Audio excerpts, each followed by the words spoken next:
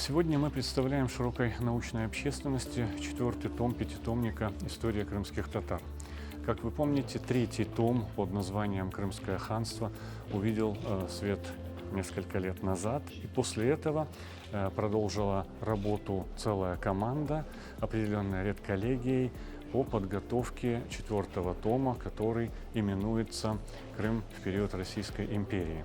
Как показала практика, документы центральных российских архивов до сих пор мало известны научной публике. Это продолжение большой многолетней программы Крымского научного центра Института истории имени Шагабуддина Марджани, Академии наук Республики Татарстан, вхождение в состав Российской империи, интеграция социальной структуры крымско-татарского общества и его элиты в состав российского государства.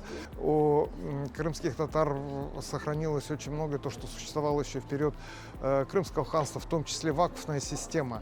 Также статус духовных деятелей и статус крымско-татарского дворянства. Это тот том, который посвящен событиям, как консолидировалась крымско-татарская нация, какие направления научные и языковые, все эти вопросы, они как раз в этом томе освещены. И очень важная часть этого тома посвящена как раз событиям второй половины XIX века, начала XX века, которые показывают, какие факторы позволили сформировать крымско-татарское общество, какие изменения произошли в языке, в культуре крымско-татарского народа, как сформировалась группа единомышленников, во многом под лидерством Исмаила Гаспринского.